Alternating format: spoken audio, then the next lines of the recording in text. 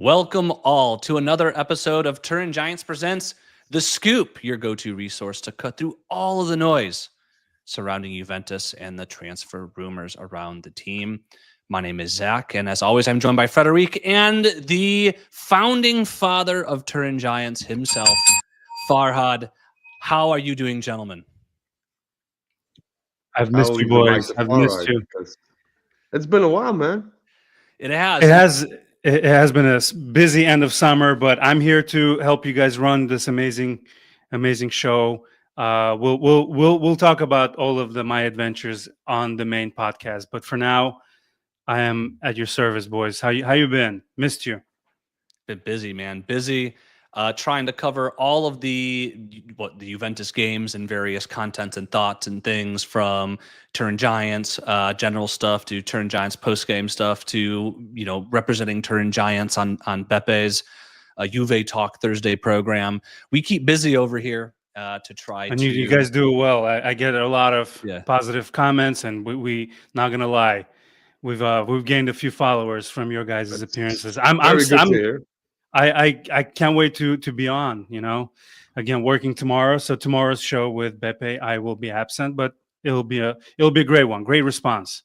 Yeah, shout out to Beppe as well. I mean, the episode we did, I think Zach can agree with me, they were pretty awesome, like super fun to do. It's fun, yeah. Yeah, I mean, I love it. So shout out Beppe if you're watching. Yeah, Beppe also says that it's such a huge weight off his shoulders just to sit and chat and not be in charge, But even though he's still, running the show, but he's still in charge. He's still in charge. But how about that? How about that show where three beautiful bastards, the bald beautiful bastards, all together, with three Beppes. But bringing it back, to the scoop. Two housekeeping matters. First and foremost, this is a live show. And we got people already in the chat. So Giorgo, a frequent commenter and on our videos and in our live shows. Good to see you again, Nicholas from Australia. Welcome. And it's interesting that we have an Australia person here because, Frederic, I don't know, maybe later in the show, you'll talk about the new hire from Australia that Juventus has announced. So that's something particularly pertinent to Australia. The second housekeeping matter is we have a lot of new followers to this channel, and everybody, new and old, might be wondering, why in the hell are we doing a transfer-related show at the end of September?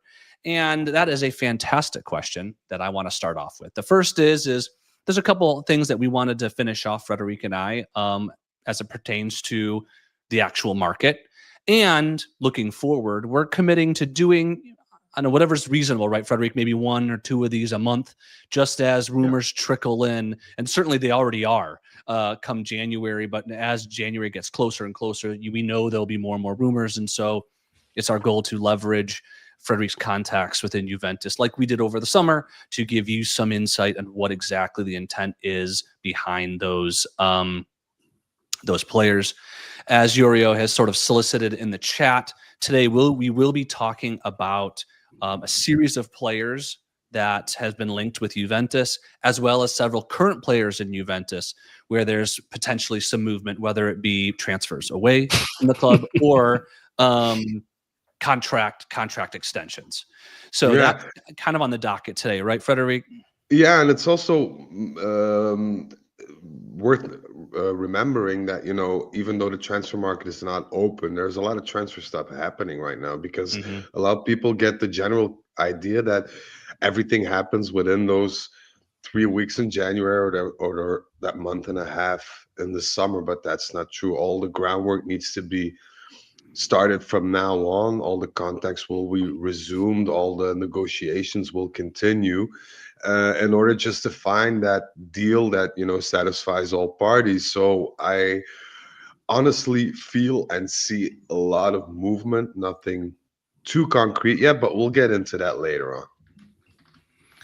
And last housekeeping matter, I think for frequent followers of the show, just want to say, you may have noticed there was no post game after Verona. We apologize. We fully intended to do an episode. Life does happen, though, and that's kind of struck. We were not dodging y'all, and we apologize. We just got hit with a little bit of the life bat, and we move on. All Alrighty.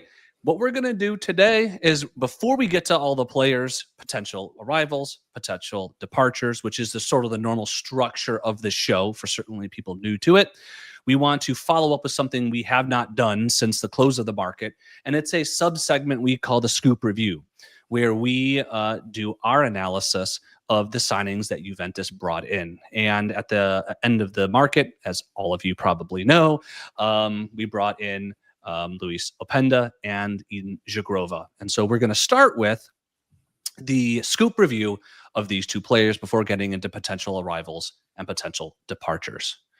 So, Farhad, will you flash up the screen there? Okay, here's our... Let's do this. Also, I want to make a quick remark before we started. We have a small budget for our scoop episodes. We blew it all on VFX and Zach's hard work. So, you know, also via this way, shout out to Zach. I mean, not for this or that, but he's amazing to work with. He always comes prepared. He always has little new ideas and new ways of how to bring our message over to people, which I really like. Also follow Zach, because he's dropping little episodes of his own where he discusses tactics, which is, I think, his forte. Zach's on fire. Visual effects. Busy guy. Don't tell my bosses at work. Honestly, Scoop miners. He's scoop miners. If you're into tactics and you like to see the way that Juventus apply, or rather do not apply, needed tactics, listen into Zach's little bits, because they're awesome. They're really, really interesting. All right, Frederic, I appreciate the kind words, but that's enough housekeeping. Let's get into the actual content. The scoop review. We're going to start with our striker that we brought in, Luis Openda. And the way we do this, folks, if you're new to the scoop review, is I take the ability aspect of it, and we divide the ability of a player between technical ability and sort of intangibles. And Frederic takes the cost, giving a rating out of 5 on each of these, to ultimately to a final score, extremely intellectual, hard, calculated score out of 5 ice cream scoops. So to jump in the ability of Luis Openda, it's clear that he is extremely, and in the course of his career, has been an extremely good finisher. He scored a bucket load of goals, especially at teams in maybe second tier leagues, as well as one extremely explosive year at RB Leipzig 2 years ago. He's got a decent touch, and that translates into some good passing as well from a technical ability front. And from an intangible standpoint, a lot of his opportunities, both on the finishing and the passing front, come from his pace and his willingness to press defenses. And so I think from a pressing forward standpoint, he's an absolute unique profile that we now have on our team that we can take advantage of. I think one of the things to look about on him is he is smaller. So from an aerial duel perspective, and maybe from a physicality or holding ball up perspective, he could give up a little bit there. And when you talk about sort of Premier Leagues, he's been inconsistent. He followed up a brilliant year 2 years ago at RB Leipzig with an extremely underwhelming one last year.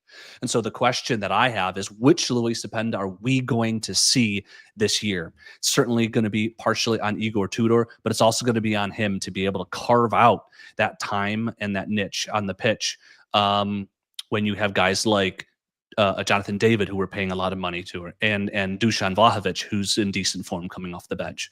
As a whole, I rate his ability 3 out of 5 scoops. Then on to the cost. For this season, Luis Openda will cost us 3.3 million plus 0.8 million loan fee. So approximately, not approximately, 4.1 million. There's a transfer fee that's still open that needs to be paid, around 40.6 million euros, which will be payable over 4 years.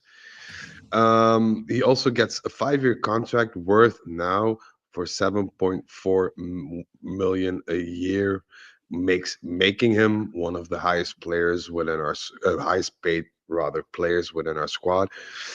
And I rate that at 3 out of 5, because I think the cost is pretty elevated. And whereas I didn't have any clue 3 weeks ago on where we were going to place him on the field and what his role would be, I still don't have that feeling. I feel like he's an interchangeable pawn and will get playing time, of course, and I hope that he'll be very valuable to us.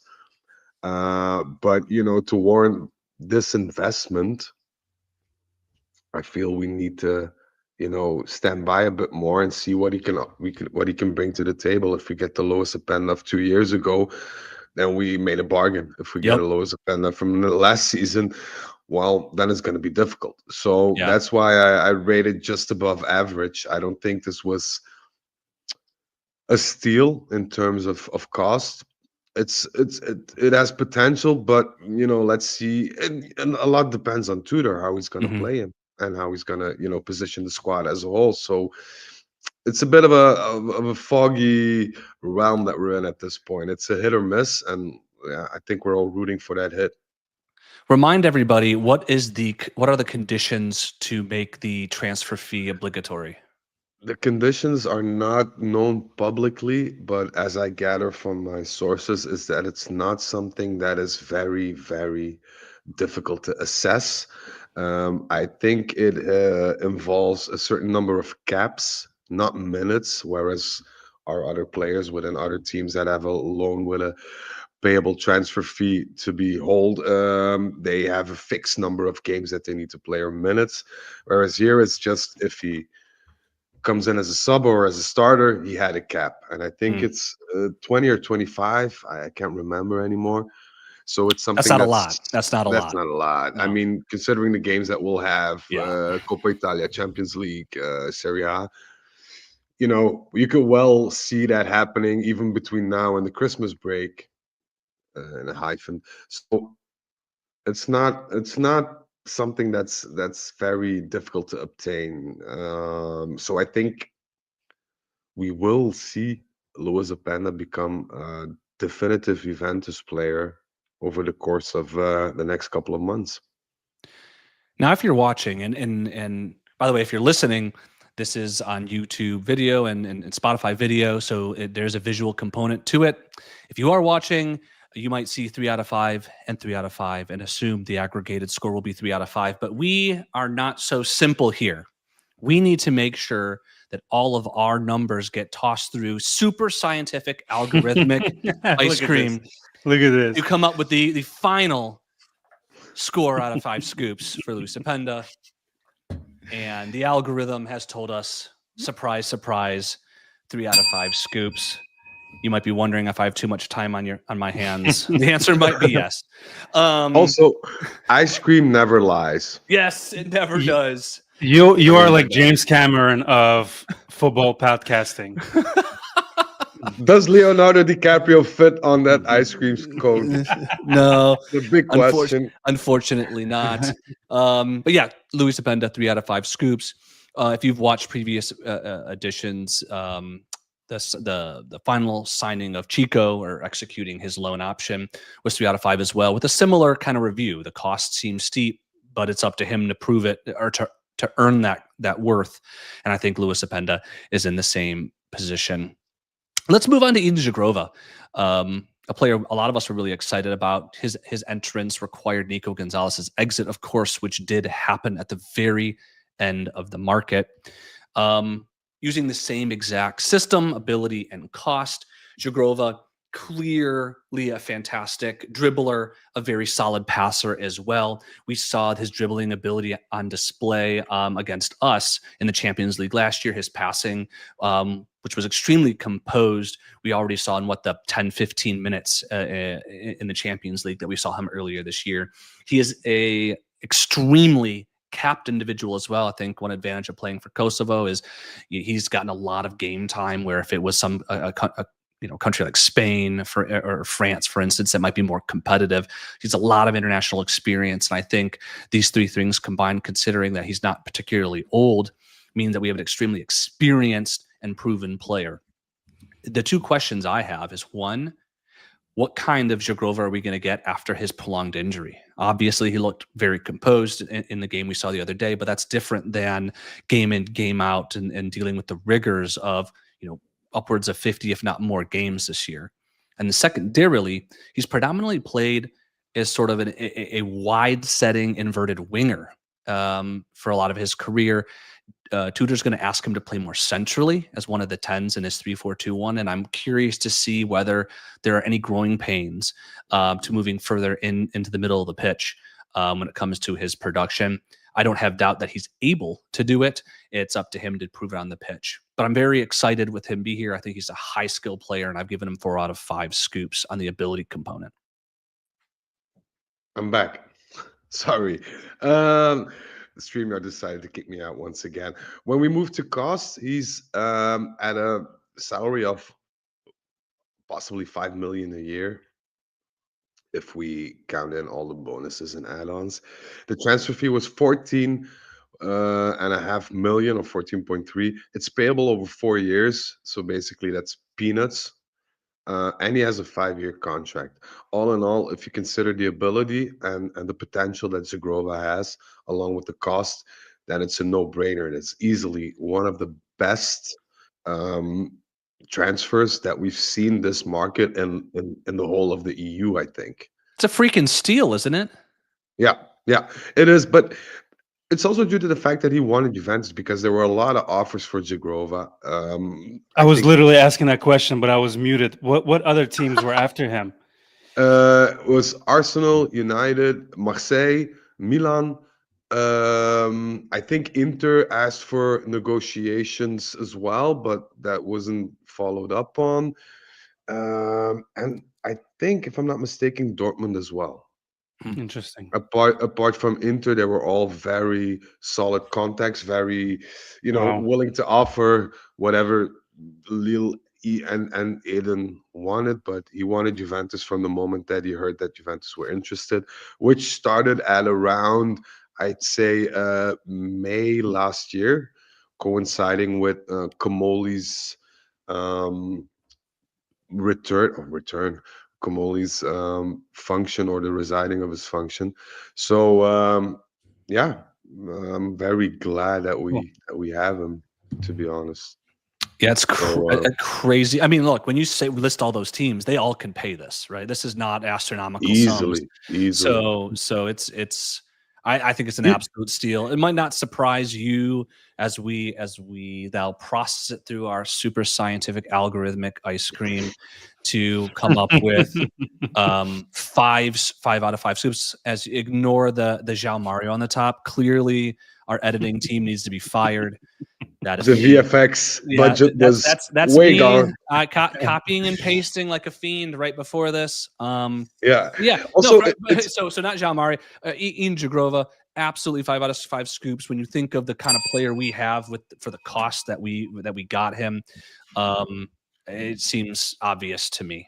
It's also worth noting that if Eden Zagrova plays a couple, even if he plays a couple of games and he plays them on a high level, and there should be teams that are interested, we could easily financially gain a lot from that, because that's something that with Openda is a bit like I said, hit or miss. But with the impact that Zagrova can have in a team and the relative cost that he has, it's a no-brainer. He can be a financial boost for us in the future, but he can also be one on the sporting side. So it's a win-win on both ends. So I'm very happy. Fantastic. Well, we're going to transition in a second to potential arrivals. There's a lot of questions in chat about defenders or midfielders or something, and clearly those are 2 areas of need for Juventus. We do have several names for you, certainly at those positions. Before we do that, though, I do want to ask Frederic, and we do prepare for these, and I did not put this on the list of things to prepare for, Frederic. So let me just put you on the spot. What do you know of Darren Burgess, our new director of performance from Australia? Well, I don't know a lot. I know that he has worked closely with Arsenal, and he has a bit of experience. He's an Australian-born resident, has a lot of experience in Europe. And the fact worth noticing is that there's been a lot of work put in prior to deciding to go for him. So it wasn't like, hey, there's this guy, I heard he's good, can we contact him? No, there was a short list of 7 or 8 people for that spot. And if one of the people within Juventus, and I'm talking about Comoli, Chiellini, the other guy, I forgot his name, and Tudor, didn't agree with one of the names, then it was a no-go. And this was one that they all agreed upon after looking at his resume. And of course, the data provided by Comoli, because that's his main function right now, to present objective and unbiased data for acquiring new staff or players. And they all agreed on Burgess. So there must be something, but I don't know him well enough to, put myself here out on a limb and say, well, we struck gold. Let's see what happens. But if people in the know all give the green light to sign him and to make him director of Performance. performance, then accolades must have been seen there. So we'll see. But I'm pretty confident. Accolades from Adelaide, which is where we got Nice. him. Been sitting on that one all day. So, I think the name. Worth it. I think the And name. this wasn't rehearsed. No, nothing we do is rehearsed. We're not that sophisticated, except for our algorithm. I think the name you were missing was Francois Modesto, right? Yes. Yeah. It was Modesto, right? Thank you. Okay. So what people really want to hear about is players. We have we have what 8 players who have been linked to Juventus. In normal episodes of the Scoop, what we would do is have slides where we put them all up and give them temperatures, which relate to the likelihood that we would sign this player. I did not have time to set that up today, so we are just going to do it verbally, and we're going to go down the list. We have one center back on our list, and it is Nayef Aguerd from Marseille, who we discussed over the summer as well, didn't we, Frederic? We did. And a strange thing to see is a lot of people that we discussed today, or maybe even in the future, were people that we tried to get in touch with or we negotiated with directly or non-directly in the summer already. Because I read a lot of criticism about Comoli. Hey, he didn't sign a midfielder. He didn't sign a right wing back. He knows. He tried. Mm-hmm. Believe me, he tried. And I want to make this very clear, it's Juventus's way or the highway. No matter the name, no matter the team, doesn't matter. Juventus has an objective. They want to get that objective in, but they do it on basis of what they feel is how shall I put it, necessary at that point. So if we go and knock in at Bayern Munich's door and they say, well, you need this player, it's 50 million, and Juventus has a budget set out for him for 30, they'll say, okay, thank you, good night. So gone are the days of... But let me ask you something. Can we really afford to do that right now? Juve of 2025. Obviously, it sort of worked this previous window, and we saw glimpses of, us pushing the narrative. But can we afford not to, Farhad? Yeah, that's my question to Frederic. Is the flip I guess side. It's been working so far. Yeah, it's something that's been said by Comoli, due to the fact that when Comoli reviewed our finances and the players, in accordance with those finances or the expenses that we made, it was pretty much obvious that we overpaid a lot of our players globally by 60%. Meaning that 60% we just throw out the window. We cannot use, put us in financial bad papers. And interestingly, the players that performed were the players that chose Juventus because it was Juventus. And that's something Comoli feels is very important. You play for the jersey, you play for the future of this team, you play for also the past of this team. You will be compensated, because I don't think any of our players in our squad will reach famine anytime soon. I mean, it's not like they're in a sweatshop making Gucci wallets or whatever. They're doing their hobby. They get paid a lot of money for it, and we just overpaid our last season, and that put us in a hole, and we need to get out of that hole. So Comoli rather gets one player that's interjuntally. I just read. Was into Juventus as a whole, as a team, as a squad, as past, present, whatever, and decides to go for that 100% rather than a player that just says, okay, I need 10 million a year net, And if Juve offers me that, okay, I'll go with Juve. If Napoli offers me that, okay, I'll go with Napoli. If Arsenal offer me that, I'll go with Arsenal. So I think it's the right strategy, but it's not a short-term fix. I mean, I Mhm. think we can expect miracles, but I'm confident that it's the right decision to make at this point financially. All right, that was. Wait, did you ever say what the? You never said what the status is of Aguerd. We got sidetracked. Aguero, yes, I'm sorry. Aguero was a difficult one to pull off in the summer. Still, we keep contact with his agents, but we kind of put and that's a general consensus. Our center back issue a bit on hold because we noticed that Bremer is getting back to his old self again. Fortunately, and we still have a lot of, I'm not going to say leeway, but it's not as pressing a matter as the right wing back situation or the central midfield situation, which I think we will address coming January. So I think we'll keep them warm for now. We'll Mhm. keep in touch. If Marseille decides that, in December we can negotiate and we can on our terms we can put out an offer, then it will happen, but it's not something that's going to be imminent. All righty. Next name is another name actually that we talked about over the summer to fit into our midfield. Matt O'Reilly, center midfielder at Brighton. Yeah, Matt O'Reilly was last minute because I think we had an agreement with him personally, and an agreement with Brighton wasn't far off.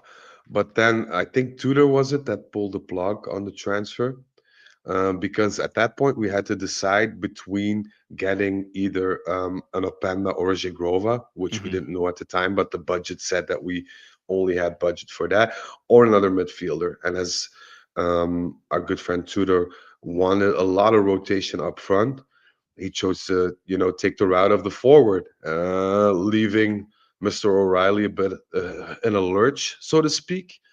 Um, my contact doesn't have any news regarding that, and usually when my contact doesn't have any news, it doesn't, necessarily bode well. Mm. If Juventus return for him, I don't think it's going to happen during the January transfer window. Keeping in mind that it's the same book year still, which we need to be a bit cautious over. So it's not a name, given the amount that they're asking. I think it's about 40 to 50 million that we can move for in January. I think January all about, steals of the week sort of Mhm. deals Mhm. and not, heavy investments. However, and that's another however, we might see a capital increase soon. I'm not sure how that will correlate to our expenditures or the future expenditures. Will it be a capital increase just to, get the fixed cost in and pay for those, or will it be something extra to get players or people in? I don't know. And Yorio just said, didn't Brighton only want to loan him out? That's a bit of a misconception. Brighton didn't want to loan him out. They wanted to loan him out with an obligation to buy. And Juventus weren't very happy with that obligation because the obligation was around 50 million and it was non-negotiable, meaning that if Juventus would have loaned him, even if he didn't play, then they would be forced to buy him. And given our gold miner situation of last season and this season, I think our good friend Komoli said pass. Because Brighton had all the chips. What Matt had only finished his first year at Brighton. He still had a long contract, and Yeah. so yeah, we would have to pry him away really. Um, and frankly, Brighton kind of needs him, and he's been playing for them. Let's um let's move to the next name on our list. Um, Actually, we're going to skip the next name because that's a new name. Let's go back to a name we've talked about before, not only as part of the scoop, but also with Beppe, Guillaume Restes, goalkeeper at Toulouse. We're going to kind of talk Perrine as well.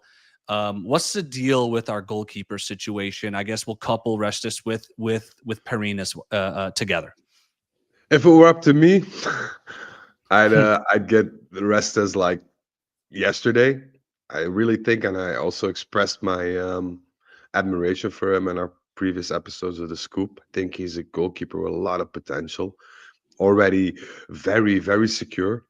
But he has, I consider him the next Gigi Buffon, maybe not in terms of his future, but Gigi Buffon at the time was a keeper that was well known, that was very, very good already, but you could see that he had potential to even become bigger. And I see the same with Restes, where I don't see that with our current goalkeeper, Michele Di Gregorio, as you all might know, because I hate his living guts. But that's Oh another Lord, what debate. did I That's miss? that's He another can't debate. stand him.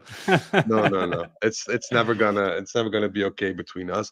But I know that Juventus, they are looking for a keeper which they can mold. And what I mean by mold is the same as with Gigi Buffon, a goalkeeper with a lot of talent, but a lot of potential to grow still. And from what I hear from my sources, that this summer we thought, like, for 90% of the summer, that Perin was leaving, and our objective was to bring Restes in to give him that second spot, but give him more playing time with regards to as what Perin had, and to get him ready for that number one position, and hopefully sell Di Gregorio the coming summer, because Di Gregorio had some offers left and right. So that was our main plan. What happened? Perin decided to stay, didn't went in on the offers that he had. We couldn't put Restes as goalkeeper number three, and not even Perin, because that would be unfair and you could create a lot of tension in the dressing room. And then Kamoli said, "Well, I don't want this tension in the dressing room. Let's put it on pause and see where we are come January, come summer." I honestly think that they'll go for him, or at least give it a very, very, very good shot. Um, but it's difficult to say if it's going to happen in January or in the summer. I Mhm. think a lot of it depends on Di Gregorio and also Perin, because if Perin still gets some offers in and his playtime will be limited as it was last season, surely he'll say, "Well, I'm my wit's end here. I want to leave. I want to get some playing time in," which will force us to make a move for that second goalkeeper, or maybe that first place goalkeeper. But Can you guys guess how old Perrin is without Googling? 32. 33. Spot on, 32. Well done, man. Don't mess around, man. I Who mean, am I testing? I do this for a living, except I don't get paid. So When is his birthday, Parad? Isn't he? Isn't his birthday coming up, or am I mistaken? I think Doesn't say here. Sorry, I'll get back to you. Let me just No, I was Google just it. thinking, because I thought Perin November was 10th. November. Yeah, I'm October 30th, so that's why I remember that's short near my birthday. So it's not that long before he turns 33. So hey, we were both right, Zach. now you're trying to stretch it. Yeah, sorry. All right, we're gonna get in now to I think what 5 more names, all Yeah. new names. Some of them actually quite tantalizing, if I might say so myself. The first is Jurrien Timber, defender at Arsenal. Where did this come from? Where this our need for a for a right back or a right wing back, and the fact that Jurrien Timber is considered sellable by Arsenal. He's doing well, at least the games that I've seen him play. I always, especially since his Feyenoord days, had a bit of a weak spot for him. I really think that he's the modern right back, in my opinion. He's fast, technical, very sturdy, but a bit injury prone. That's his only negative, as far as I'm concerned. Um, but he's somebody who's reliable. He's somebody with enough experience, and he's somebody who adapts very well. So we asked for information. I think it was the final week of August. I can't remember, but that was too close a call to get a deal done. And my sources tell me that they're still in contact with Jurrien Timber's management and the people at Arsenal to see what we can do. If we get him in January, it will probably be a loan, with a for half a season, with option to renegotiate in the transfer window for the summer. All right, moving on. Question for Zach. I know this Oh. should have been done before, but do you want me to bring up a screen just to give like what players were discussing? Maybe just bring up a photo or something. Do you want me to kind of have a screen on them, or That's totally up to you. That's totally up to you. maybe give a visual to people like what they look like and stuff. Sure. Sure. Go right ahead. This is you hold the keys. This is your show. So I'm just you go You right ahead. control the Offering- VFX budget, so Yeah, uh, you control the VFX. That has always been at 0. all right, you guys go ahead. Do what you want, Farhad. The next name, another well, this I guess pure right wing back. This is Josip Stanisic from Bayern. Yeah. What's the story? also, yeah, well, we were in touch with Bayern for him in the summer as well. As I said, Kamoli was trying very hard. Byron hit us with a 55 million transfer fee, to which, of course, Kamoli said, well, thank you and goodbye. We got offered another Byron player in return. I think it was Bui, which which didn't interest Kamoli that much. But Kamoli still has, a soft spot for our good friend Stanisic, as Tudor does as well. So we are now prepping the terrain to see what can be done. And I wouldn't rule out like how shall I put, a swap deal, some sorts.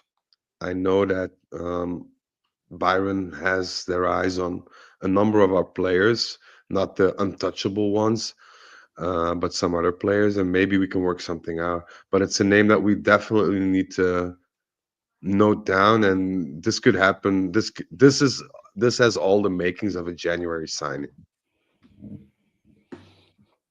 You kind of gave us your opinion on Timber. Is Stanisic a player you want us to get?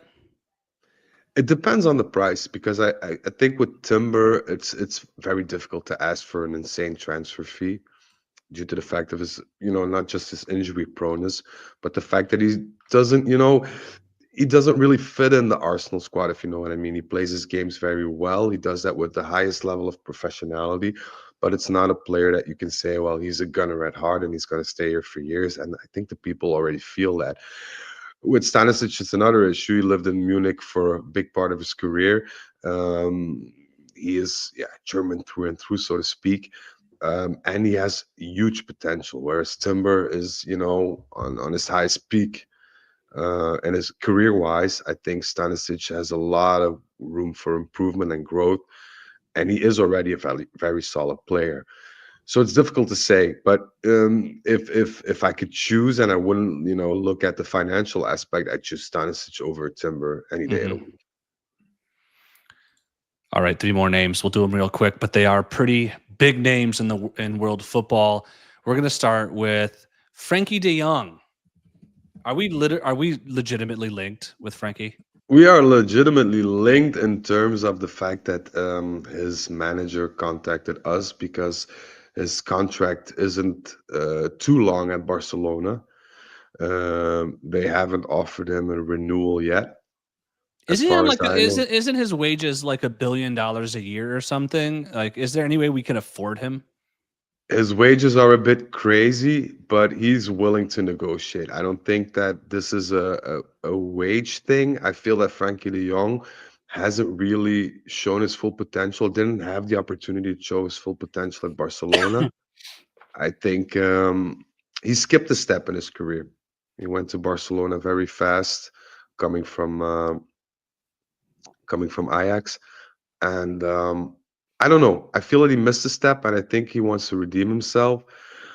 I think he could offer a lot to our squad because he's a player that's very sturdy defensively, but also, we could play not as a number 10, a pure number 10, but I think as an advanced midfielder or somebody with more of an attacking flow to the game.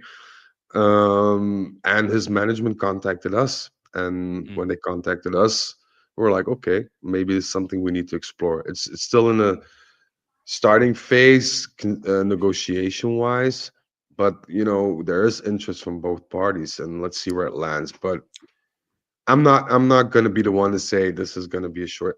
I don't think it's going to be a short thing. I like what Massimo is suggesting here. Please, God, no. Please, no. So you can't say that, Farhad, because you have disowned De Ligt as your son, and then That's replaced him with right. Chico. So That's right. you That's right. can't You're say right. that You're anymore. right. You But Please does he don't. become a Please. son again once he's out of United and the prodigal claws of the son devil? returns. That's right. That's right. There's a potential there. You're hurting Frederic. Look at him. I have this the minestrone riscaldata, the warmed up soup.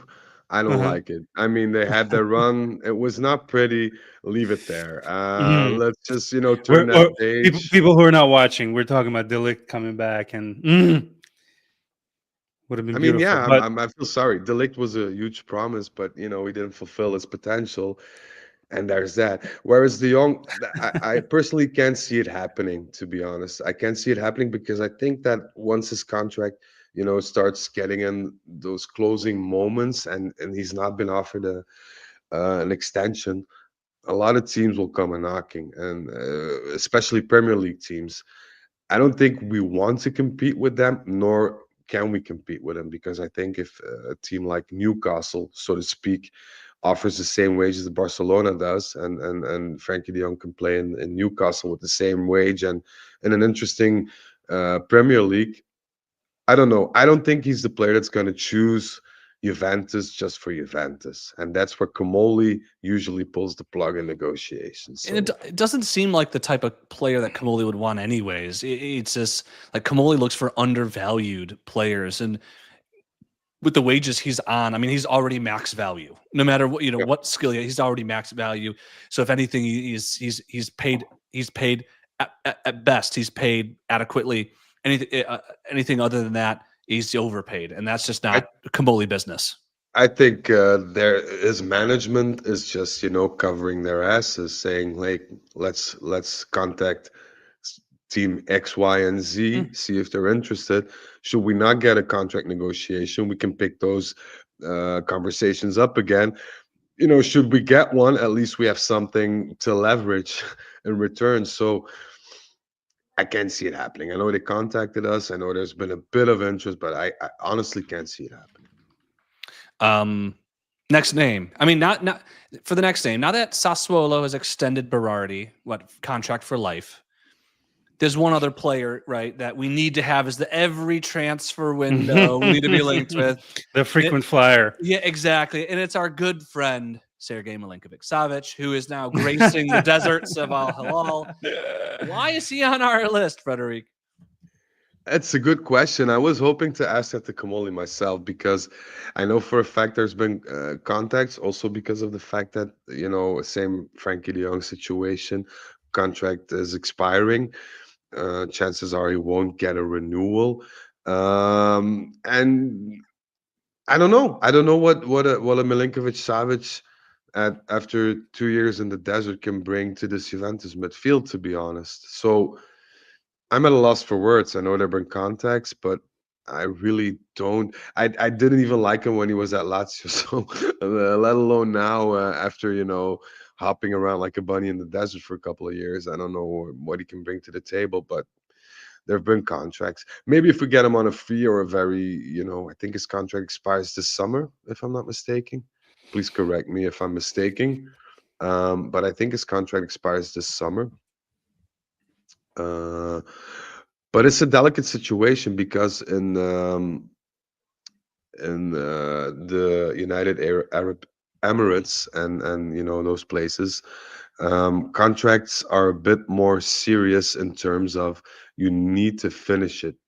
So it's not like in Europe. Usually it's okay, this contract will expire in June, so let's try and sell him in January to get a bit of the price back. But it doesn't work like that in the United Arab Emirates. They say, okay, you have a contract until then.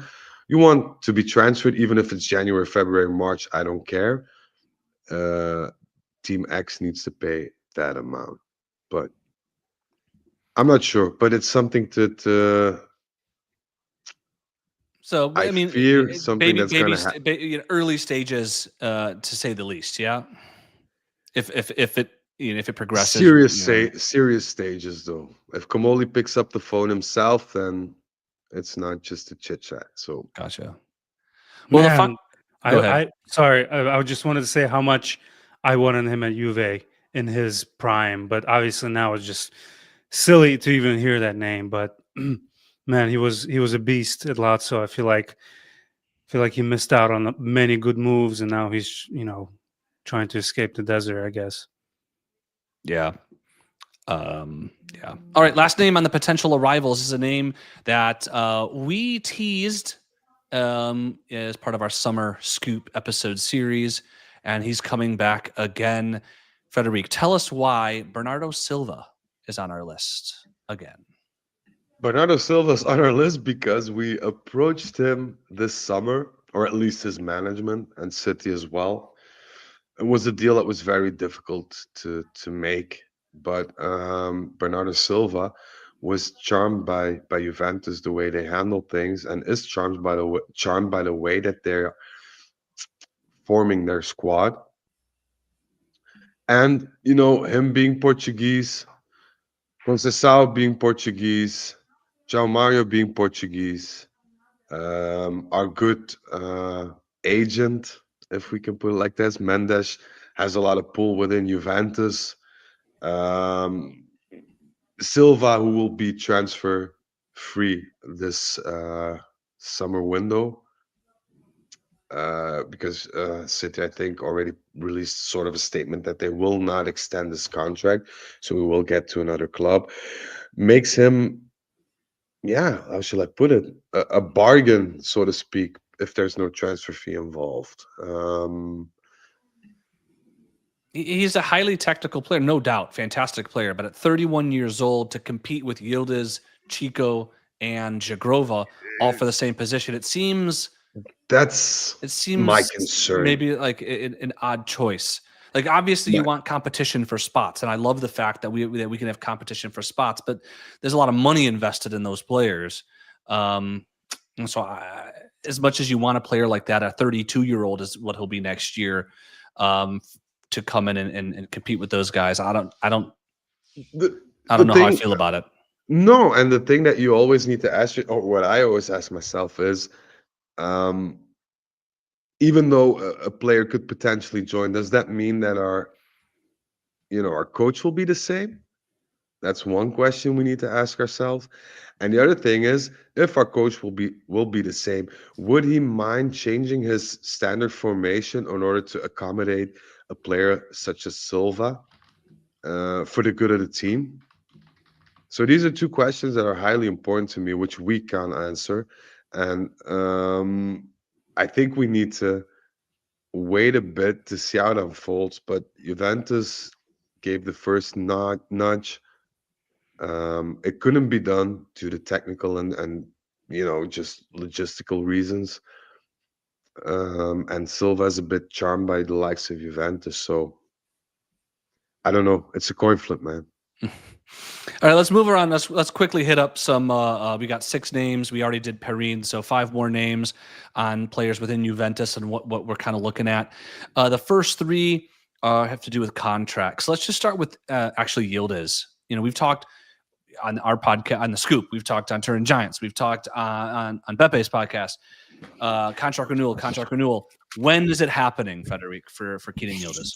It's gonna happen soon, and the thing is, Adidas want to incorporate it because Adidas want Kenan Yildiz to be an Adidas player for years to come as well. So they're working something out between Juventus and Adidas as well. It has to do with conditions, bonuses. He's so marketable; it's not even funny. Yeah, rights to his product placement. I don't know how you call it in the States, but it's licensing issues, Image rights. Image rights, things like that.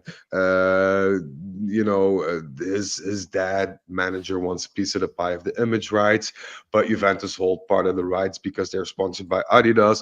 Adidas themselves want to sponsor Kenan. It's a bit of a merry-go-round and a bit of a clusterfuck in that aspect, but it will happen. There's a deal already made. Kenan is in love with Juventus at this point, wants to continue with Juventus. The feeling is mutual. Just some kinks that need to be ironed out, and the fact that we gave him the armband the last game is a sign of respect, which touched him deeply. He is every other day with Del Piero on WhatsApp and whatever. So Kenan will be the Juventus star of the future in all aspects, financially and on the pitch. I hope to. So, I think they've tried to get it done before the end of October. I think with him being captain, that makes him the youngest captain of Juventus ever, if I'm not Indeed. mistaken. Yep. Which is just, I mean, being captain at all is a special honor, but to be the youngest ever, I think that is really a show of confidence for what this team believes he can become and what he already is. Let's move to from a player who might be the future of Juventus to players who might not be with us much longer. Both Weston McKennie and Dusan Vlahovic have less than a year at this point left on their contract. Where do we stand on them with regards to renewing or leaving? I actually changed my question. Yeah. If you had to bet, do they stay or do they go? Where do you stand on these two players based on your information and your contacts? I'd say I'm gonna look at it individually. I'd say for Weston, I think he's gonna leave. The only question that I pose myself is where is he going to? And I'll clarify myself. There weren't that many offers this summer for Weston, and there weren't many offers that satisfied him. He is very picky, not only in terms of teams, but also in salary. He is very non-compliant on the moving part, which makes it very difficult to negotiate. If he leaves, I think he'll leave as a free agent at the end of the summer. No hard feelings. I think he's still happy with Juventus. Juventus, for the moment, is happy with him, but Juventus doesn't deem it necessary to invest anymore. And then Juventus has the idea that they got the max out of McKennie already, and that there's no more room uphill to be had. So, I think that will all, dim down, and it will, McKennie will leave in silence, and it will all be good and hunky dory. Mm-hmm. Whereas with Vlahovic, it could go both ways. Not hunky dory. No, not hunky dory, because Kamoli was very adamant on waiting to talk with Ristic, his manager, even after the good start of the season. Then, of course, against Verona, we saw our old Vlahovic back again. And Ristic was on the phone several times trying to, get a meeting with Kamoli, but Kamoli was like, hey, chill out, man. We still have time. I don't want to jump the gun. I want to assess the situation, see what we have, see how our new strikers, incorporate in the whole and in the team, and make a decision based on that and make an eventual offer based on that. Kamoli, being Kamoli, said what we will not do is renew his contract at current standards. So Kamoli made it very clear that if Vlahovic wants to stay, and Juventus wouldn't mind him staying, let's be clear about that, then he would have to consider a sizable cut of his paycheck. The second highest earner on our team, Jonathan David, earns half of what Dusan does. Like sizable means, like, from a percentage wise, it's got to be massive. It's the thing with Vlahovic at this point is, and that these are Vlahovic's demands, and I'm not making that up. He doesn't mind to have his salary cut, but he wants huge bonuses. And I'll explain why as well. In his home country, tax-wise, because you get taxed both in Italy and in your home country, it's a very difficult system to explain. Tax-wise, it's very... But in his country, bonuses are not even taxed, or it's like 2% or 3%. So he wants a lower salary with a high bonus.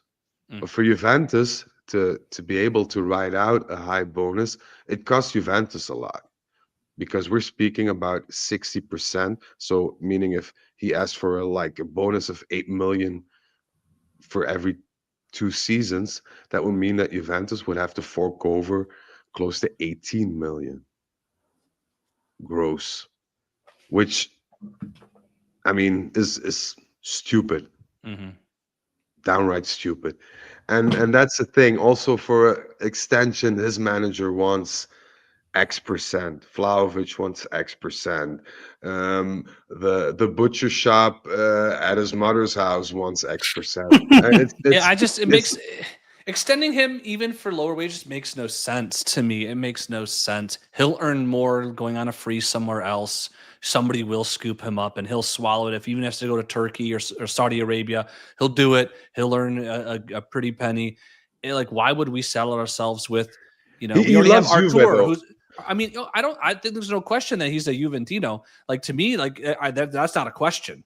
I think he is, and you see that passion and when he plays and when he scores and contributes. I just don't think he's going to be worth whatever he wants. His contribution to us is not going to be worth it. And I think it might be telling that the last game was his 150th game at Juventus, and nobody said a darn thing about it. Nobody even knows. It's like when it was his 100th game at Juventus, there was this big thing on the website. There was all this content. 150 game, nothing. And I think, look, I love the fact he's scoring off the bench right now. No amount of money that he's going to ask for is going to warrant having a bench player, having Dusan Vlahovic as a bench player or a super sub. Let's just say thank you. It didn't work out. Thank you for the Coppa Italia final 2 years ago. And wish him the best after that. I see no avenue to keep Dusan Vlahovic. No, I agree, and the fact that we still have Milik on our payroll isn't helping either. No, I mean it's correlated because Juventus is now thinking, hey, we have two strikers which we pay a lot of, because Milik also has, like, it's not exaggerated, it's not Vlahovic numbers, but it's still a lot of money for doing fuck all. And Juventus is now thinking, hey, we have two strikers that don't perform. Because, I mean, Dusan always starts off with a bang in September. Let's be honest. Every season, same thing. He And starts he goes strong.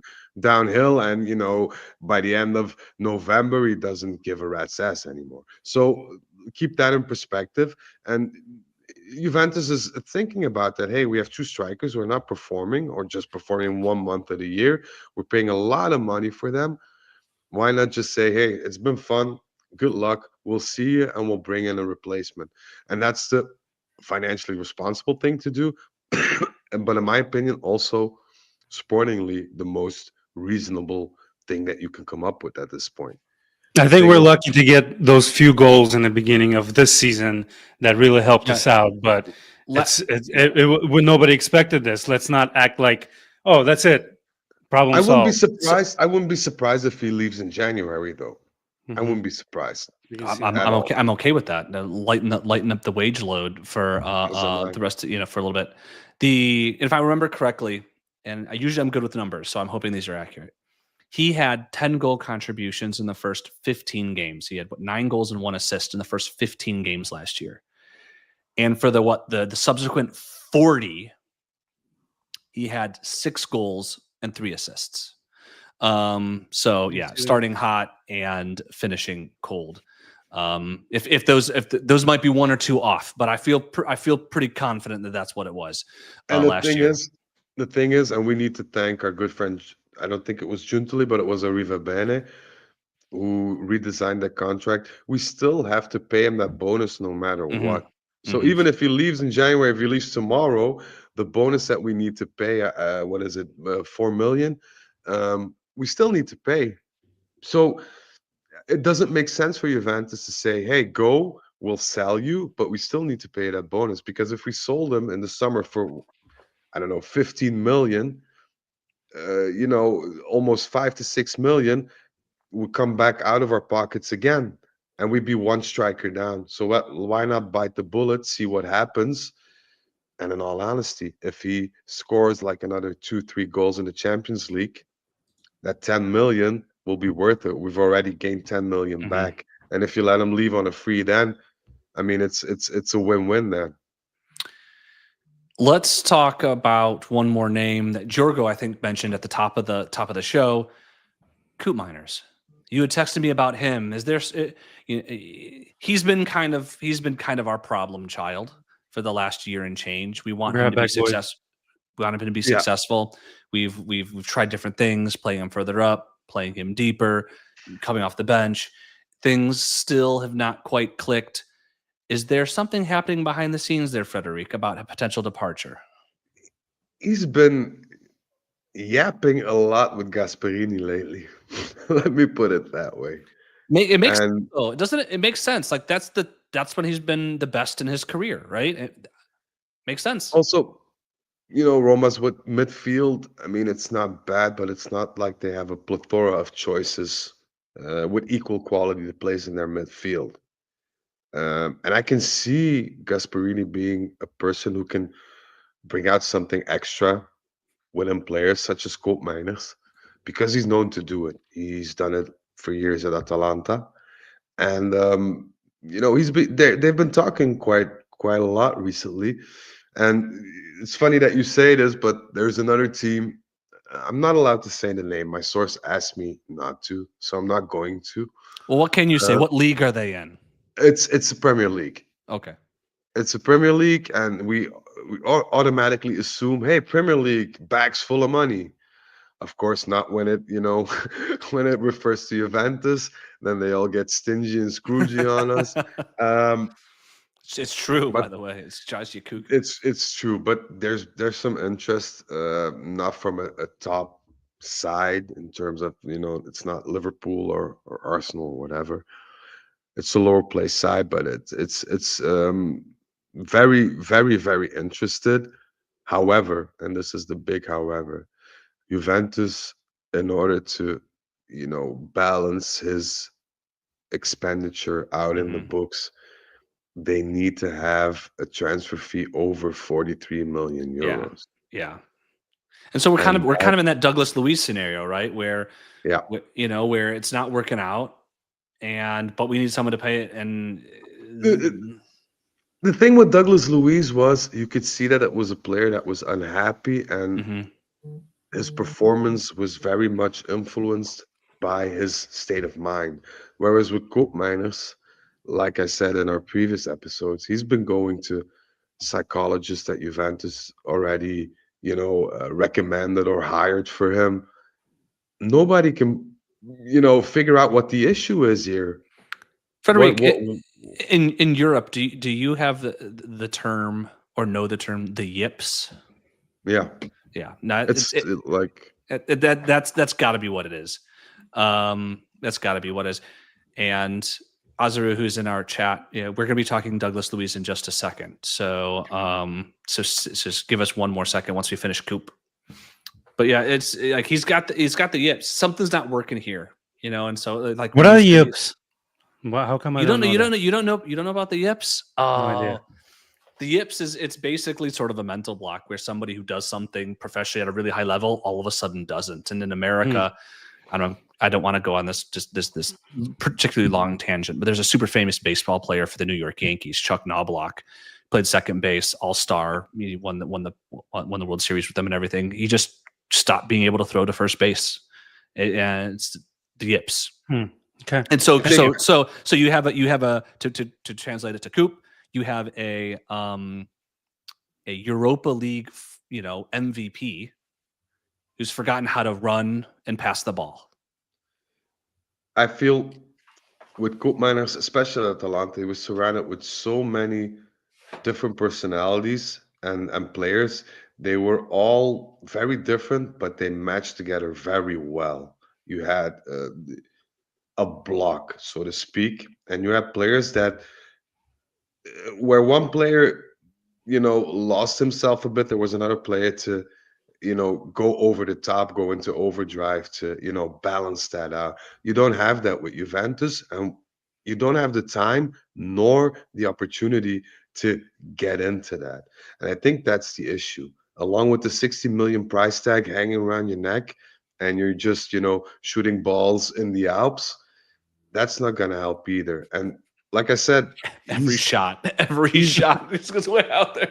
he is consistently one of the best in training. It's unbelievable. My source visited 2 training sessions even this week and last week, and he said every time Coop on the ball, guaranteed goal, guaranteed true pass, guaranteed some kind of magic, and then on the pitch, nothing. What So a shame. what you're saying is absolutely true. It's the yips. and I don't think we can remedy it. I think Kamoli, if we should get 30 million for him, be it in January, be it in the summer, I think Kamoli will pull out the Veuve Clicquot out of the fridge, and you know, I think they'll have a nice party. But I can't see it happen. I can't see a team at this point at Cope's mental state of mind splurging 30 million on him. Yeah, and Roma can't because they have to sell a certain amount of players to comply with financial fair play. So that'll be curious on how that plays out. Let's move on to our final two names, and these are just simply tracking our the players we loaned out that have buy clauses upon reaching certain conditions. So Frederic, for Douglas Luiz, who played today, and for Nico Gonzalez, where do we stand on their progress towards their buy clause? And the context here for everybody else is with Timmy Weah's obligatory clause, with Nico and Douglas Luiz, should they trigger their clauses, Juventus is looking at 75 million euro minimum in money that'll be coming in from those types of deals, which could be game breaking for us, especially with, say, Dušan's wages getting off our books and so on and so forth. So, Frederic, why don't you hit us with the status? We are 19 games away for Nico to trigger that clause. 19 games consisting out of minimum 45 minutes. That is a bit the must. While Douglas Luiz, we are at minus 13, even minus 12 after today. And we've just started. So I can see Douglas Luiz happening. Please, Lord, make it so. But I can also see Nico Gonzalez happening because they play Champions League as well. They play the Copa del Rey as well. So those are, all games that are accounted for. And you're expecting Atletico to play 50 plus games, just like Juventus, yeah? Yeah, of course. And they don't have a lot of substitutes on Nico Gonzalez's place in his position. So they're going to be forced to play him. And if we can, get that number 19 down to, like, say, 10 before the winter break, then we're sitting pretty. And then we can definitely see 75 million being deposited into our bank account coming summer. I hope. I don't want to see them. I don't want to see him return. That's for damn sure. Yeah, that would be a coup. I mean, then again, we did talk about during the scoop review portion of this that the buy clause for Openda is 40. So net, still looking at 30 something. But that leaves, I think we've completed everything, Frederic. We've touched on all aspects of the. Thank you, Alessandro Belpiero. I think we've touched on everything. I know we want to wrap this up. Do we have time for maybe a question or two? Hey, Farhad, is anything in the chat that we need to address real quick? We sort of went through them, but there's a question. I tried to, yeah. Yeah, no, we caught up. A couple of comments that are about Coops, missing the goal, and that shit's still in orbit. There's no doubt that shit's still in orbit. Also, Nicolas is commenting on Burgess. Is that how do you pronounce that? Burgess. Looks like a good staff hire working in AFL.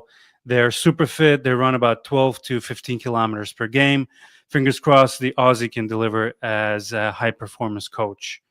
So and his role, if I understand it correctly, is for all teams. So the women's team, the men's senior team, the under 23s, the next gen, the under 20s, and so on. So it would be his job to bring fundamental change to all teams. That would include J Medical, to ensure that our players have the best fitness. I mean, there is no middle ground here. It's going to be either the success of the century or the flop, I feel. Well, at least we're making moves. At least stuff is happening, and people are being replaced. An interesting question I see being popped up. What about the fact Kamoli seems to be going for less Italians for the staff as well? I was just thinking that. Yeah, and it's Kamoli feels that Italians, in terms of training and practice-wise preparation, are still left in 1994. Yeah. method-wise. So I think, and he has the same feeling about players as well. He doesn't want to sponsor any more teams. He doesn't want to. I think Comoli's thinking outside the box, whereas we as Juventus have always been known for sponsoring our national team, sponsoring players, sponsoring teams within Italy. I think Comoli said, well, I've had it after all these ludicrous transfers and amounts. F Well, y'all, we're I'm gonna buying search for ludicrous. the What? best. Yeah, I'm gonna search for my best bang for buck. No, but it's a good point. Not one player we talked about today, what plays in Italy or is Italian, Nope. right? So it is sort of a trend we're seeing, whether purposeful or otherwise. And we're gonna get. I mean, there's not a lot of players that make me say, "Wow." I mean, there's been talk about the Camuzzo from Fiorentina, I think. Mhm.